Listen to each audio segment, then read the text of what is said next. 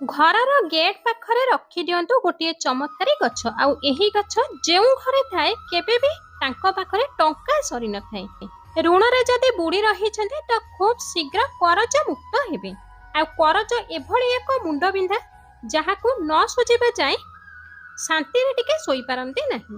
ଆଉ କରଜରେ ବୁଡ଼ିଥିବା ବ୍ୟକ୍ତି ସବୁବେଳେ ଚିନ୍ତାରେ ଥାନ୍ତି, କିନ୍ତୁ ଶାସ୍ତ୍ର ଅନୁସାରେ ଏଭଳି କିଛି ଉପାୟ ଅଛି ଯାହାକୁ ଆପଣାଇବା ଦ୍ୱାରା ଯଦି ଅତି ସହଜରେ ଋଣ ମୁକ୍ତ ହୋଇପାରିବେ। ଏହା ସହିତ ଆପଣଙ୍କ ଘରୁ ଟଙ୍କା ମଧ୍ୟ ଆସିବା ବନ୍ଦ ହେବ ନାହିଁ।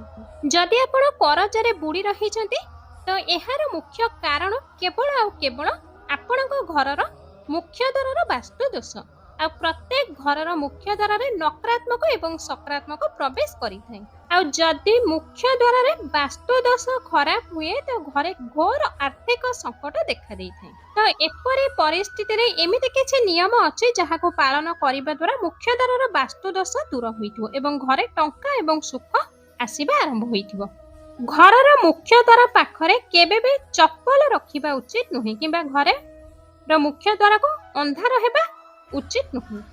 ଧାର୍ମିକ ଅନୁସାରେ ଘରର ମୁଖ୍ୟ ଦ୍ୱାର ପାଖରେ ଲାଜକୁଳି ଗଛ ଲଗାଇବା ଦ୍ୱାରା କରଜରୁ ସବୁଦିନ ପାଇଁ ମୁକ୍ତି ପାଇଥାନ୍ତି। ଘରେ ନକାରାତ୍ମକ ଶକ୍ତି ଦୂର ହୋଇଥାଏ। ଏପରି କରିବା ଦ୍ୱାରା ଆପଣଙ୍କ ପାଖରେ କେବେ ବି ଟଙ୍କା ପଇସା ଅଭାବ ହେବ ନାହିଁ। ଘରର ମୁଖ୍ୟ ଦ୍ୱାର ପାଖରେ ତମ୍ବା ନିର୍ମିତ ସୂର୍ଯ୍ୟ ଲଗାଇବା ଦ୍ୱାରା ଧନ ସମ୍ବନ୍ଧିତ ସବୁ ସମସ୍ୟା ଦୂର ହୋଇଥାଏ। ଘରର ପ୍ରବେଶ ଦ୍ୱାରରେ ବିଘ୍ନହର୍ତ୍ତା ପ୍ରଭୁ ଗଣେଶଙ୍କର ଫଟୋ କିମ୍ବା ମୂର୍ତ୍ତି ରଖିବା ଦ୍ୱାରା ସବୁ ବାଧା ବିଘ୍ନ ମୁକ୍ତି ମିଳିଥାଏ।